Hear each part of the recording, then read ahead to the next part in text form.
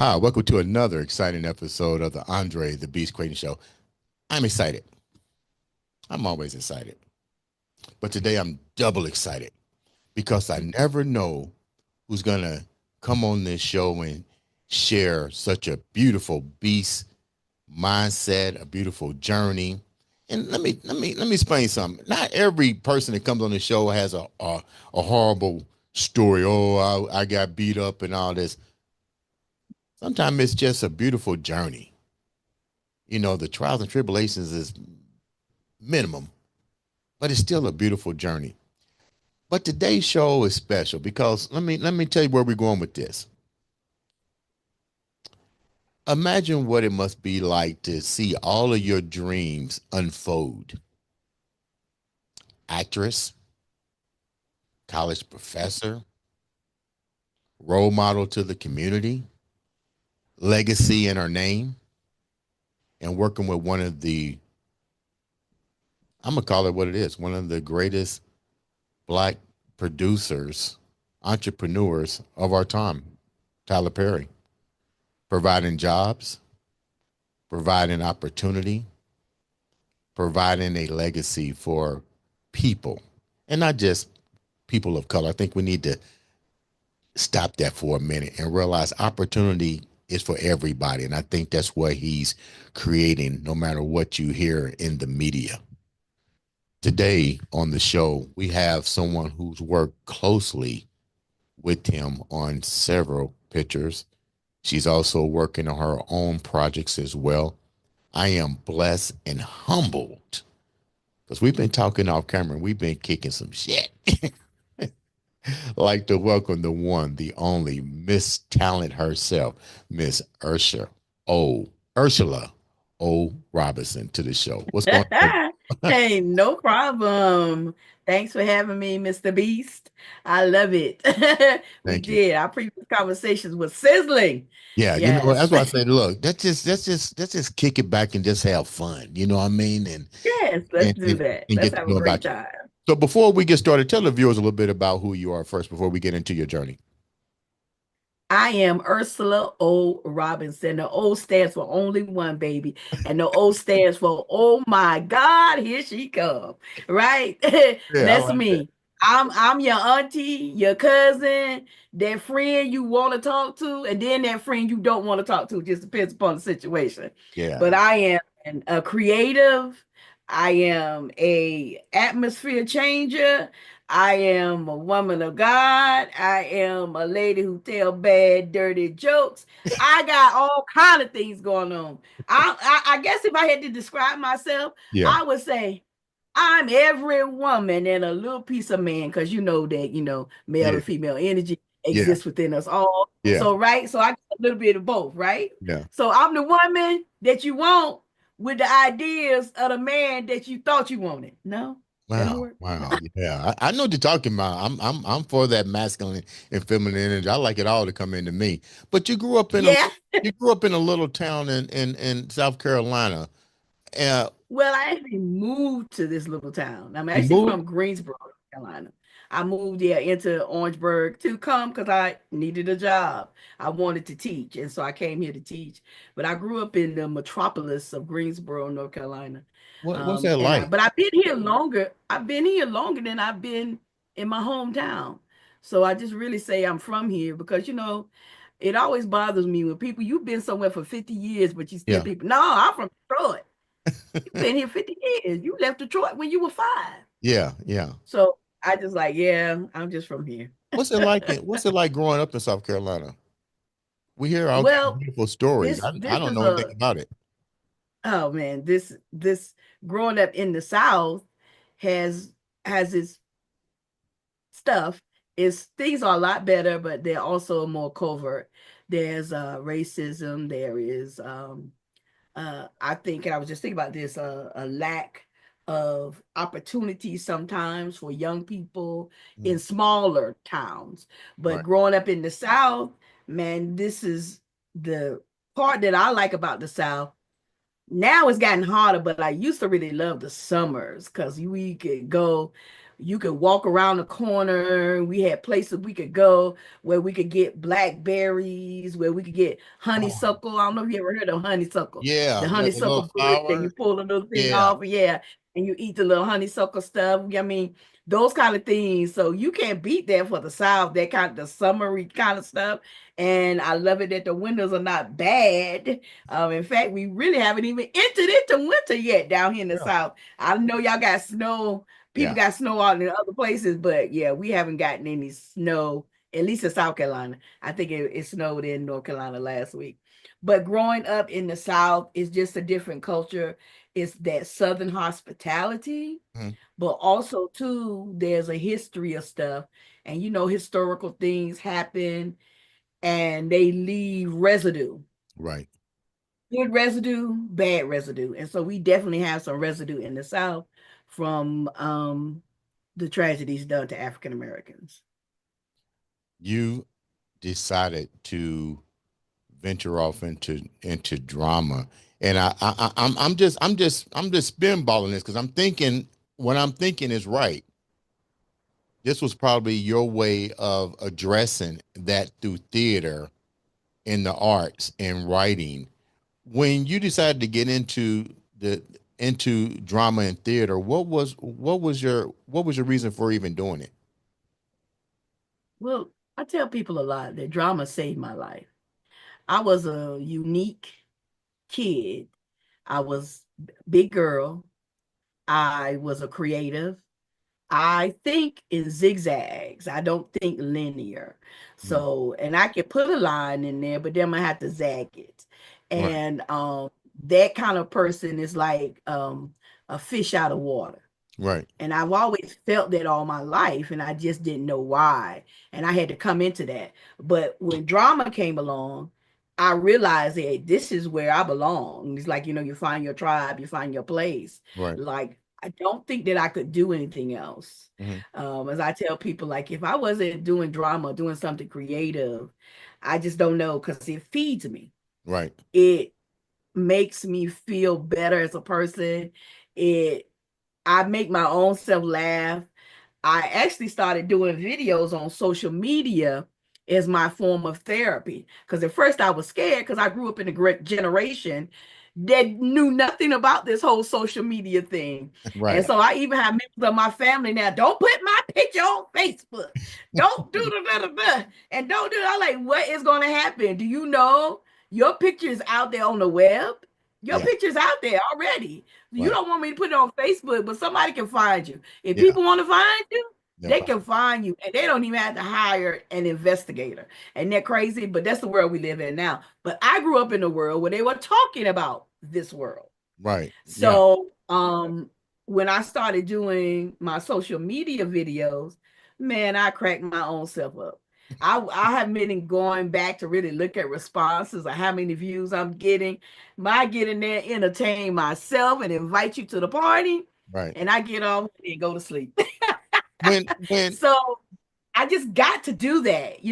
I got to. Like, people have to line up the perfume on their dresser or yeah, have to line up their personal products. Shoes got to be lined up. Of course, that's not me, but I have to do something creative and it has to be a little bit over the top. It right, can't be normal.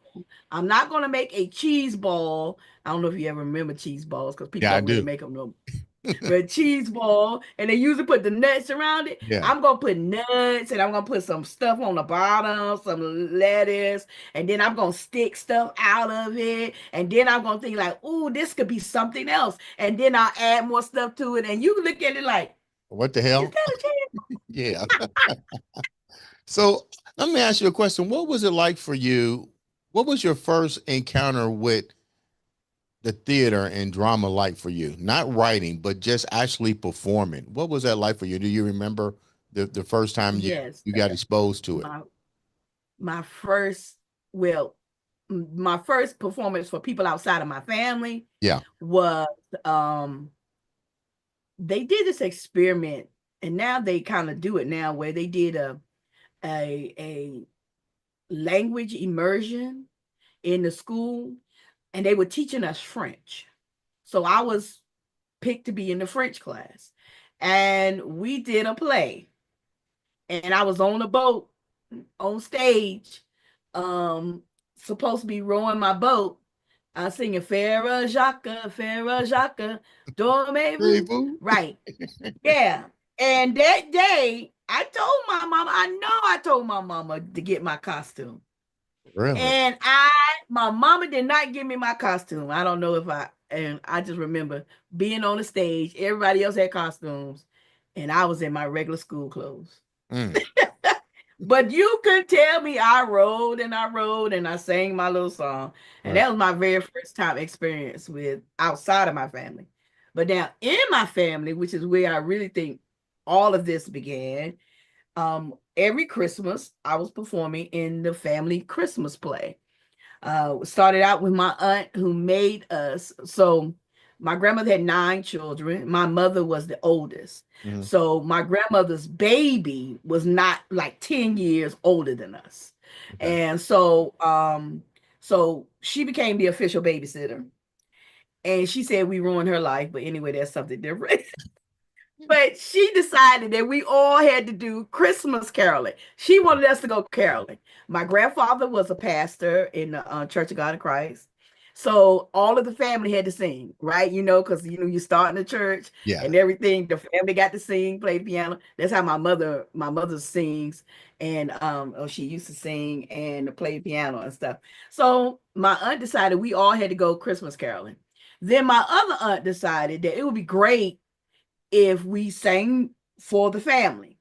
Every Thanksgiving and Christmas, our family, my grandmother's children, grandchildren, great grandchildren, everything we gather. Right. And so so it's like the family reunion twice a year. At Christmas, we did the Christmas play. Then my aunt decided that we should add the nativity scene. So we stole all my grandmother's good towels, put them on our head, her sheets, and we did our nativity scene. And whoever the new baby in the family was baby Jesus. Okay. Then my aunt decided again she wanted to take this up another level, that everybody should have a talent. So all the boys sang Silent Night. My sister did nothing because she was always a boss. And me and my cousin, we would always either sing something, but then I started writing and doing something different. After a while, everybody got tired of the family Christmas play, but I was still doing it and Right. up until my sophomore year in college. And that's I and come, yeah, and that's how you wind up taking off with your drama and your writing skills. yes. That is that. I wrote my first poem, Beast, when I was 6. What was that? What was it called?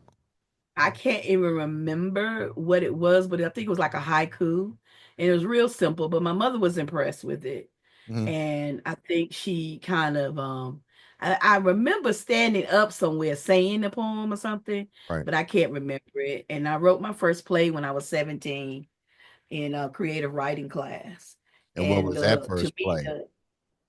it What? was called The Epitome of Love. And it was the story of what happened to Jack and Jill after they came down the hill.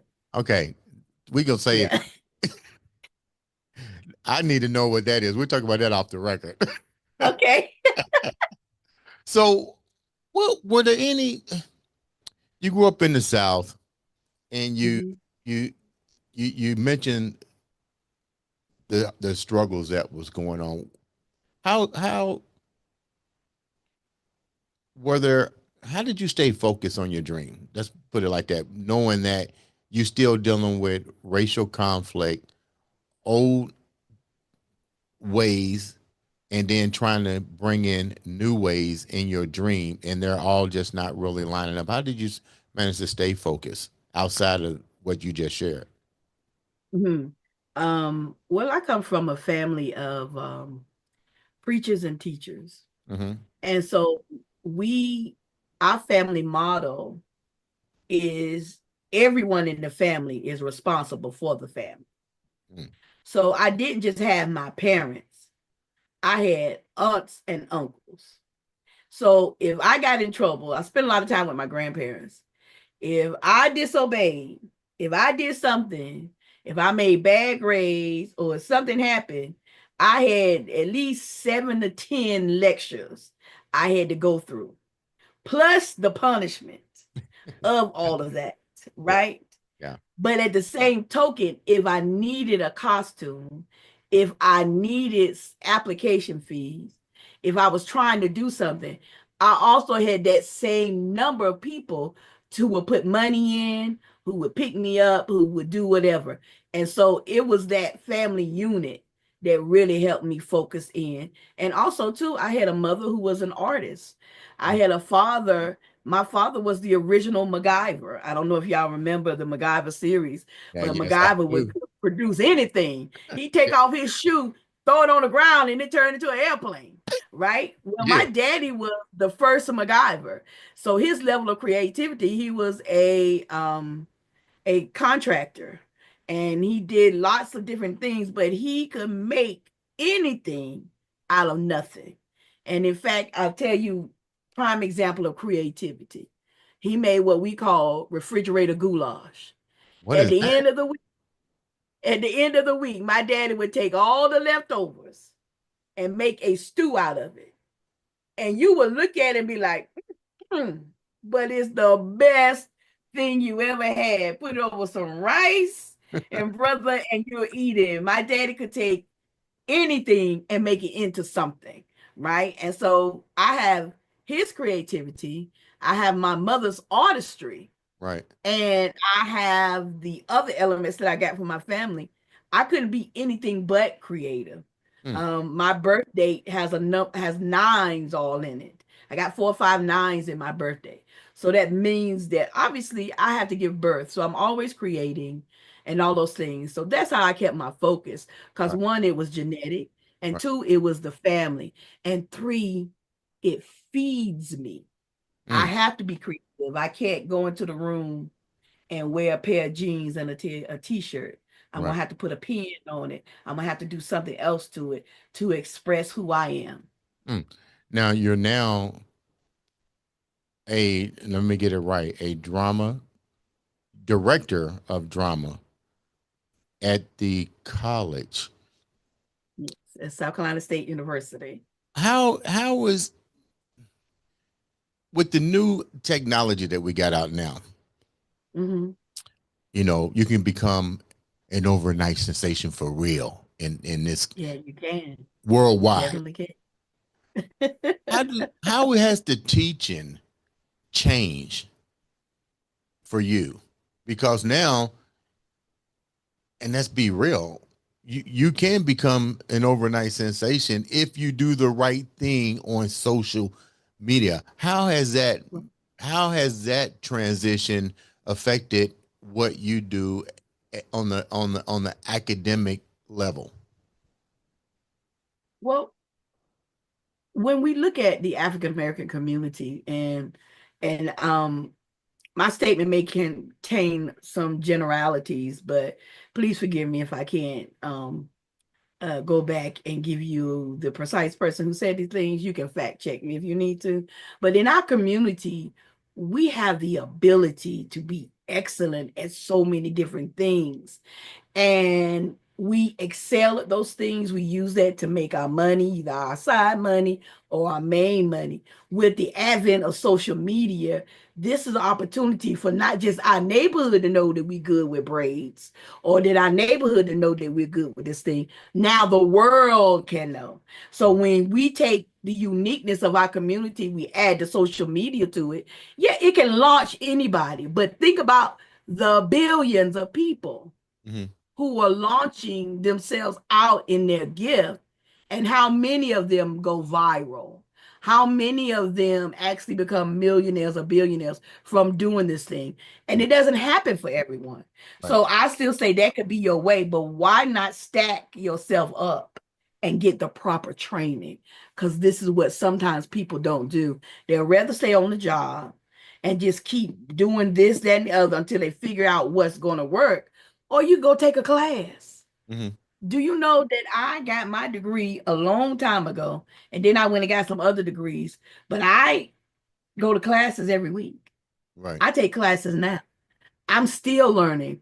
And I think sometimes in our community, we don't think that we need to take a class Hmm. or that we can learn it just by going out there and doing it ourselves when you can fast track yourself and get that knowledge and information from somebody who already knows it. And you go to someone who's not doing what we call that gatekeeping and keeping the information from them. So if you want to become an actor, if you want to be an artist, I tell all of my students, do the social media. It helps. But I'm going to train you on how to be the best actor you can be. Learn how to market yourself. Use this technology to help you. But I also teach my students to not just be actors, but to be directors, to be writers, to be technicians, because there are so many positions that are open for people of color if we look just beyond being in front of the camera.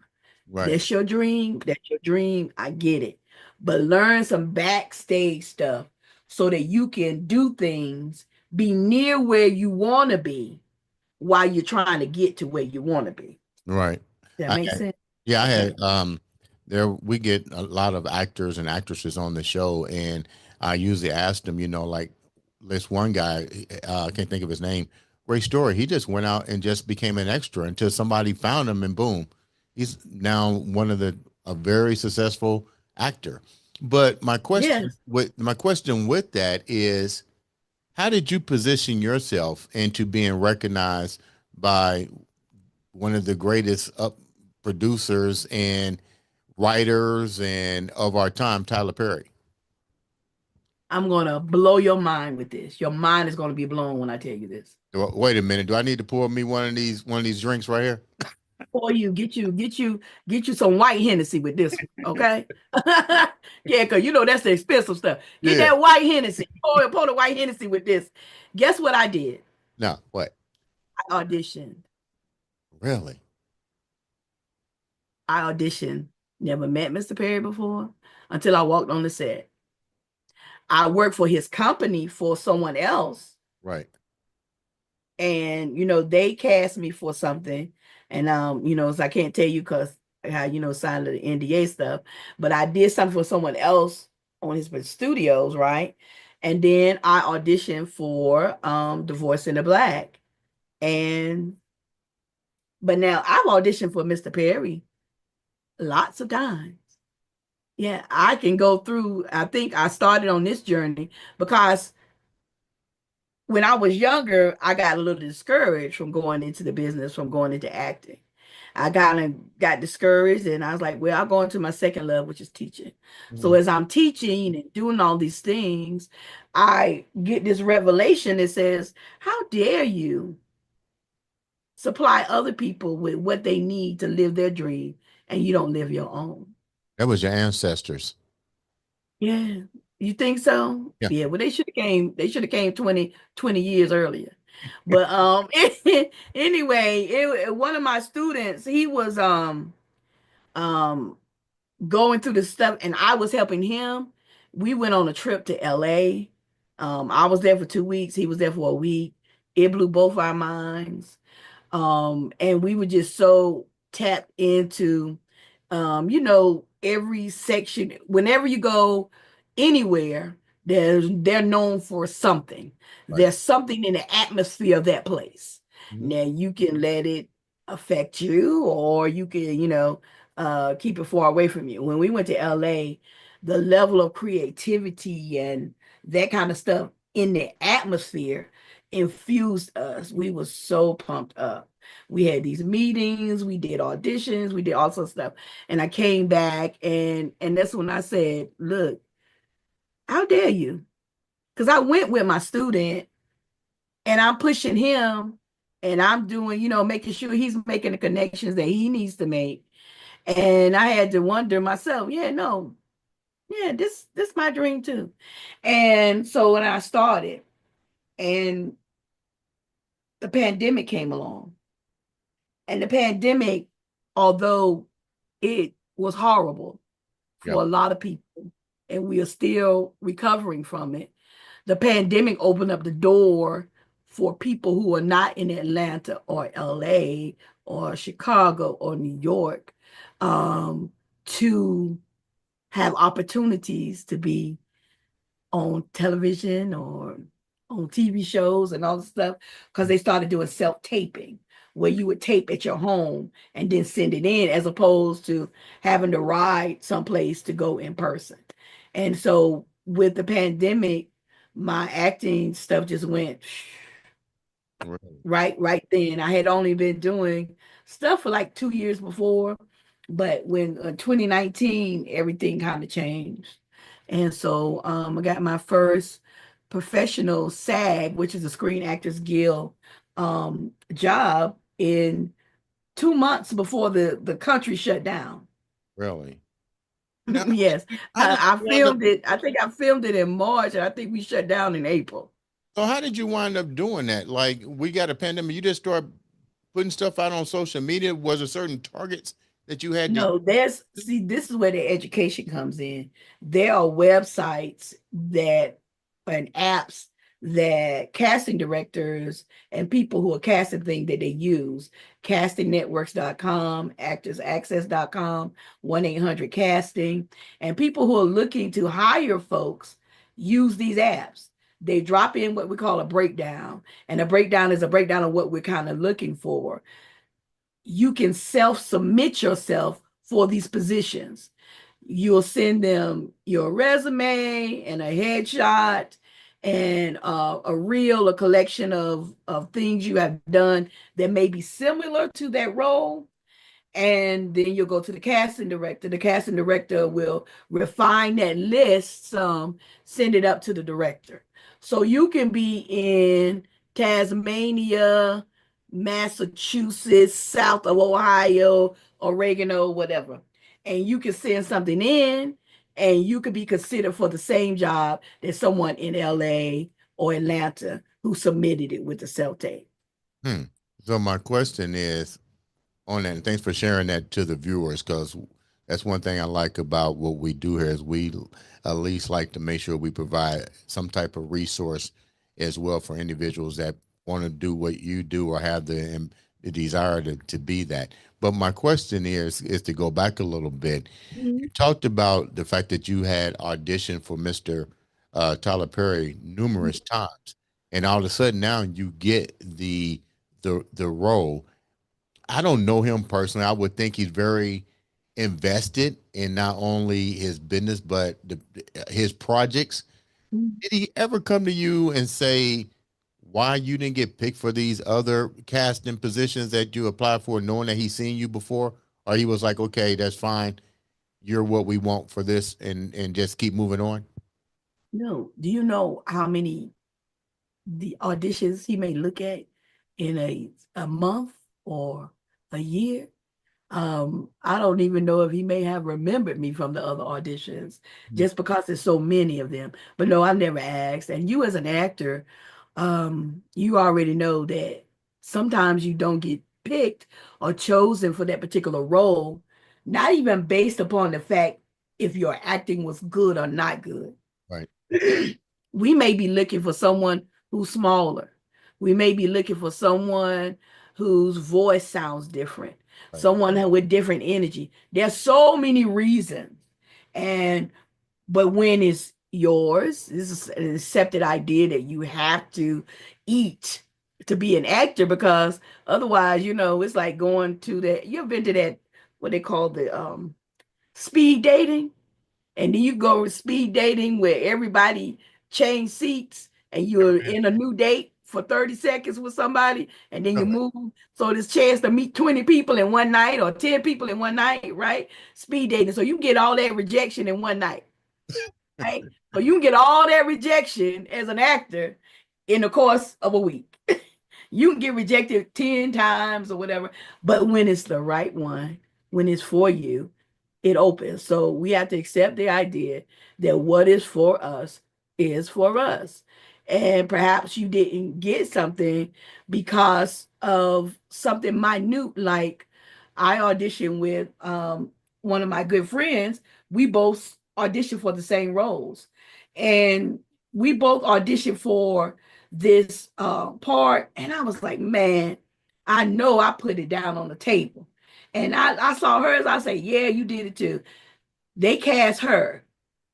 And the director told her when she got on set, he liked this lighting effect that she did, but Mm, she didn't do anything.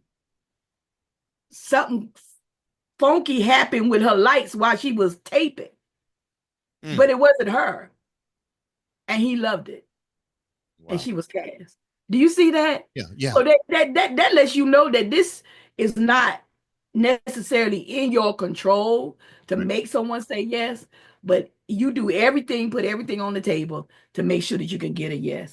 So I never asked Mr. Perry because I've accepted the idea that it just wasn't my time for him to say yes. You know, this is a really good question I'm going to ask you. How do you keep your mind set? Because you're just like an athlete. When I get off a stage and I didn't win, I go back and I do a lot of fucking homework. What could I've done different? But the difference is, I don't know if they do this with acting and bodybuilding. They give us a score sheet.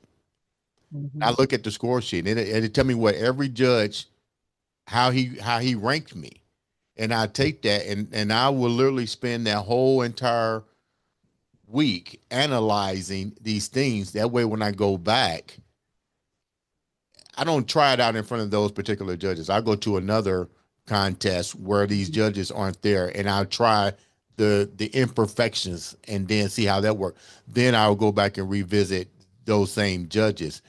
How does Mhm. that work with you? How do you're there with thousands of other people.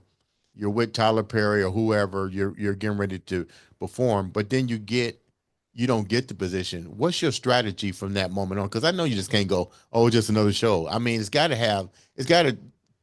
No, it is. It is. It's just another show. Otherwise, you would torment yourself. Well, When it's sitting in the initial audition, where it could be 50,000 people. Now, if you get picked out of those 50,000 or the 10 or the 1,000 or even the 200 or even the 50, right? You get chosen out of those 50. That's something. But the fact that you got chosen to send in the audition is a win. You got to change how your what success is. So success as a weightlifter to you is making them score sheets and everything and winning the title, and that's how you do it. right, But the decisions that are made for actors, you have to get sometimes you have to get 4 or 5 levels of yes. And I see casting to at least 3 levels, 3 to 4 levels of yes, right?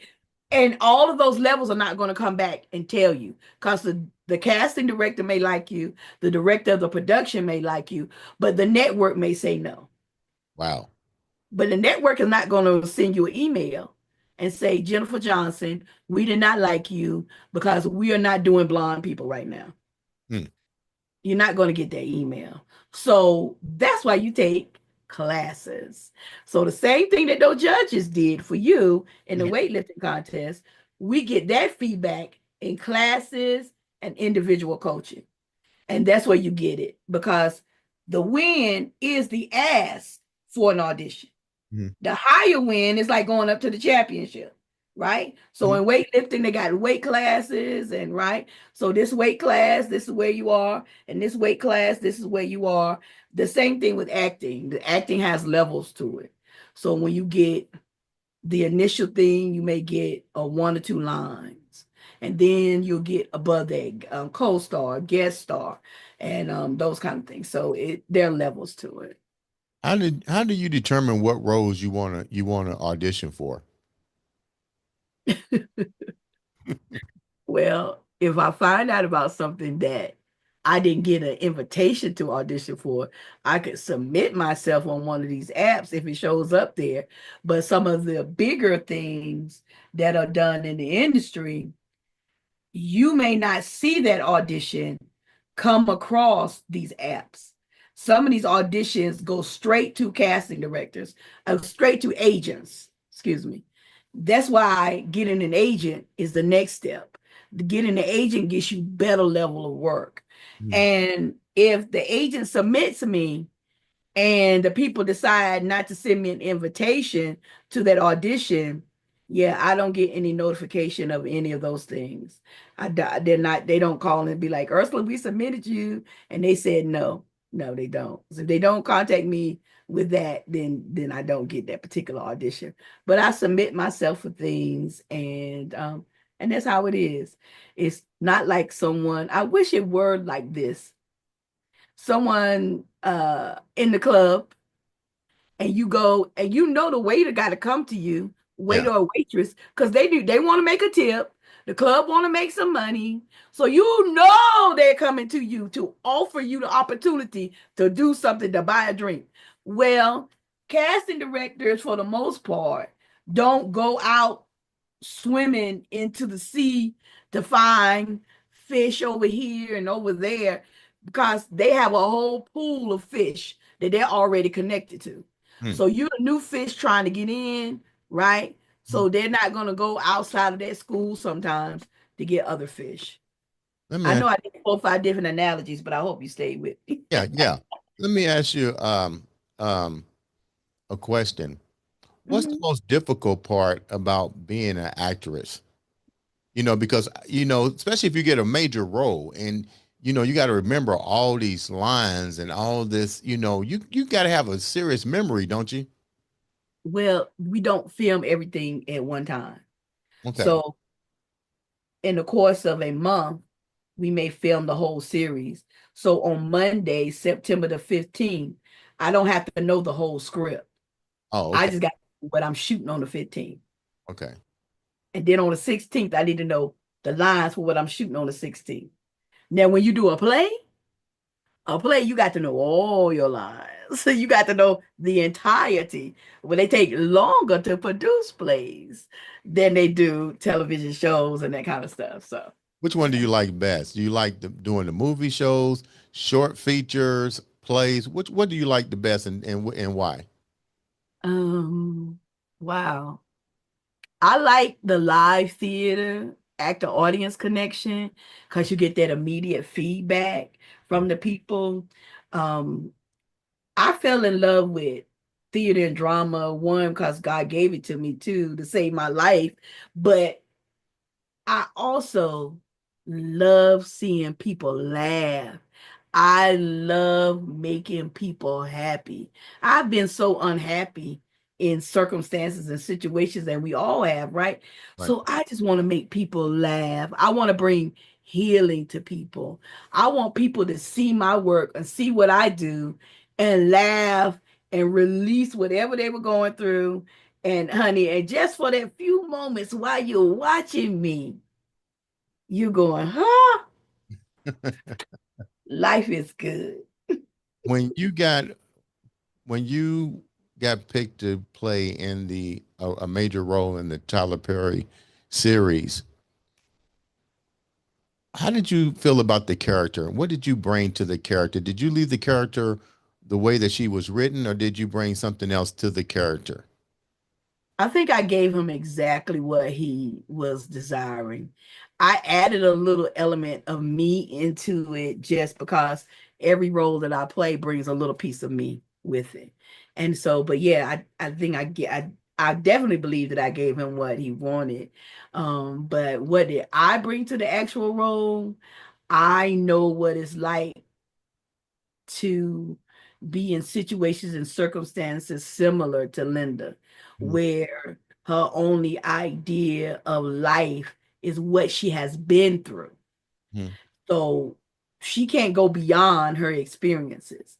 And her experiences are living in this world where her husband abused her. She had her son kill her husband. And now she protecting her boys and doing what she got to do because she doesn't know anything better.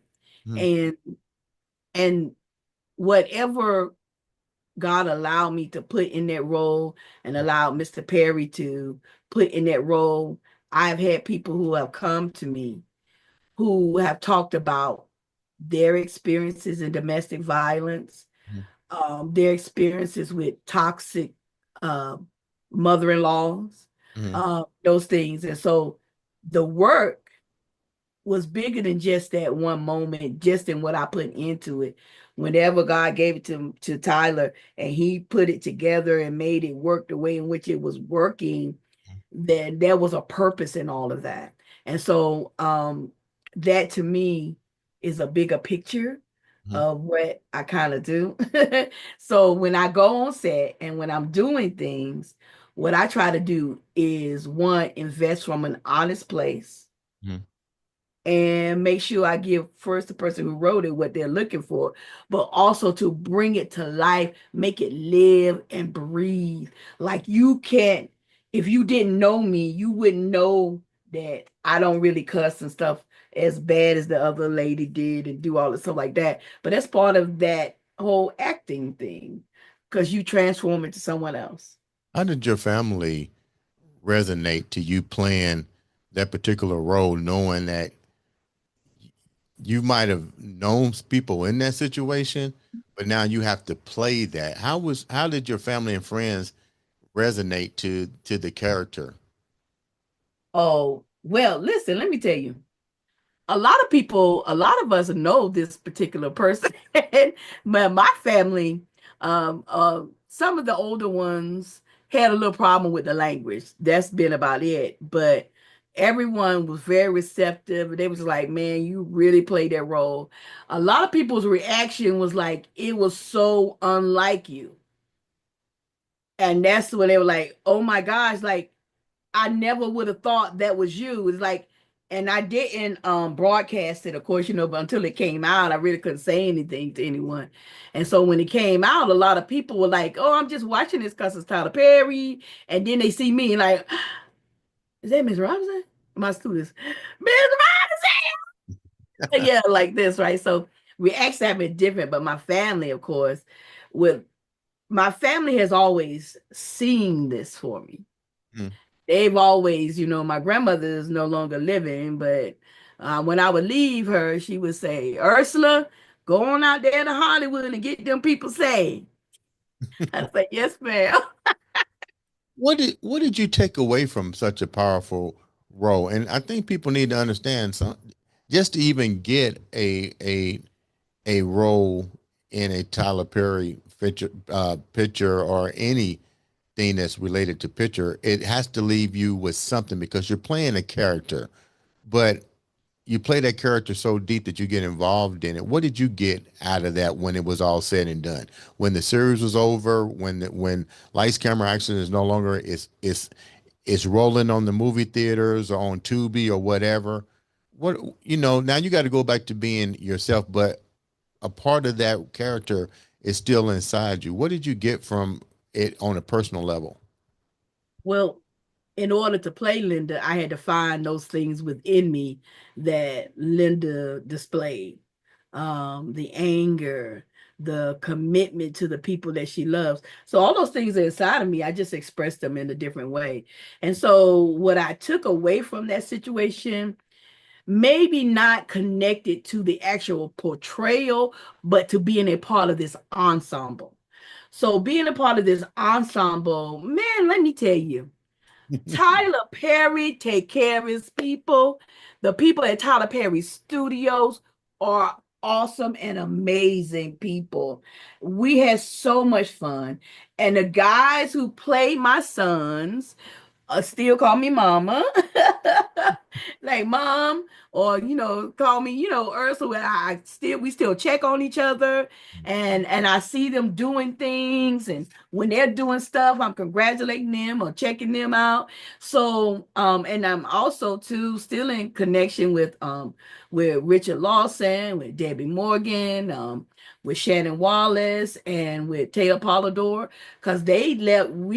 It was a group of five of us who was in Divorce in Black, and that same five went to Beauty in Black, which is a television series. So Mm. they're not the same shows, they're not connected.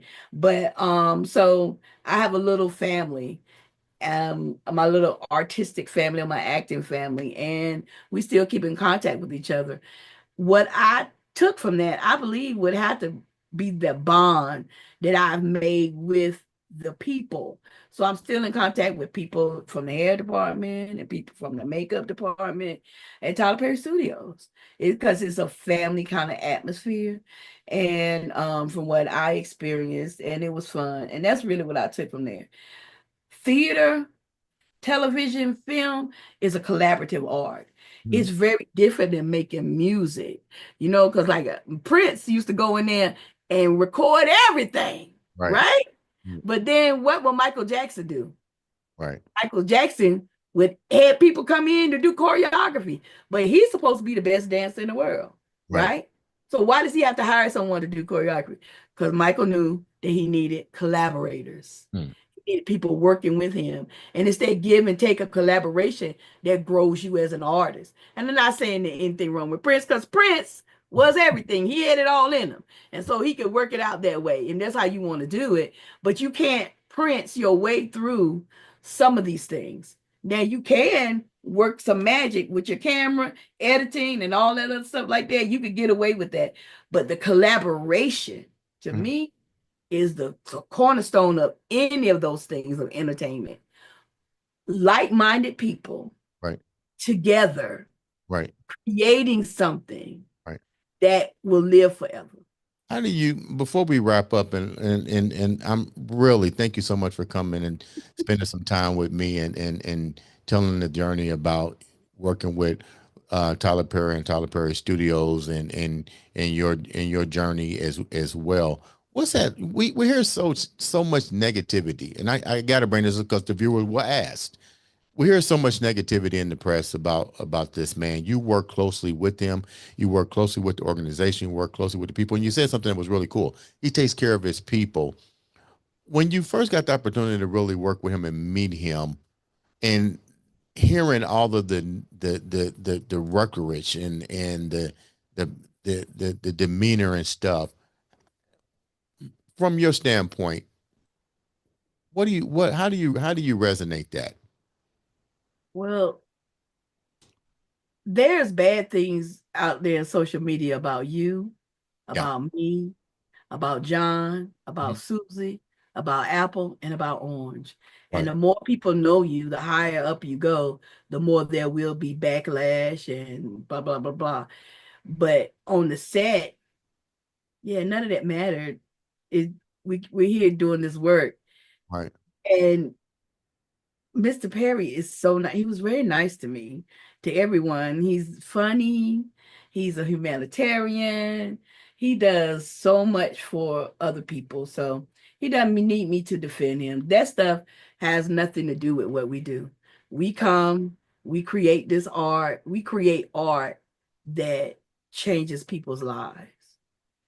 And that's what I was in. We went in and we did that. And that's what I love. I love that. Now, before we wrap up, you got your own projects that you're working on. Give us a little bit about what you got going on next. Well, I am working on, we have a season at South Carolina State University. We operate just like a community theater. Mhm. And this year we're doing all originals. So for next semester in February, we're doing an original Black History Month piece called "'Twas the Night Before the Spelling Bee." And then we're going to do another play that I wrote called Church Fight. Is church for God or for me? Yeah, so that's what I got coming up right now. And of course, I got other projects happening, but I can't tell you Yeah, about yeah, them yeah. I till know. Yeah. until they release me to let it go. But yeah, so right there, those productions I have on with my students where I'm training tomorrow's actors today. Such a beautiful journey. Out of all of this stuff that you've manifested that's now coming to light, what's the most exciting part about this journey for you? To know that God never forgot about me, Mm. that God never forgot the dream he put in me. And it's so much bigger than just this moment. Mhm. There's so much more that I'm going to do because I have a heart for people and for hurting people. Mm. and for people who the world looks over. We talk about students who fall in the crack. Right. They're not the top student. Mm. They're not the bottom student causing all the trouble. They're that average C student Mm. who, with some effort, some love, and some push, could probably be scholars. Mm. I was that kid. So I always look for that kid because the children that fall through the cracks can become adults who are cracked up, or they can become people who become gold diggers and dig in the cracks and pull out the gold. And I'm a gold digger. Mm. Mm. Mm. You know what? Once again, oh, before we leave, Mhm. how can the viewers reach out to you to support you, to follow everything that you're doing? You have a fan page or anything like that? How can they reach out to Yes, you okay? I can tell you my social media handles. Ursula O. Robinson on Facebook, because there are still people on Facebook. Uh, you? Got and the it? young people, nobody do Facebook. But anyway, I'm on TikTok at Lady U Drama and Ursula O. Robinson. I'm on X as Ursula O. Robinson, and I'm on Instagram, Ursula O. Robinson. Ursula, thank you so much for taking time out Thank to be on the show. you. Definitely got to have you back. I want to know everything that you're doing. We're going to talk once this is over because I know there are some things I need to know. Ladies and gentlemen, this has been another exciting episode of the Andre the Beast Crayton Show.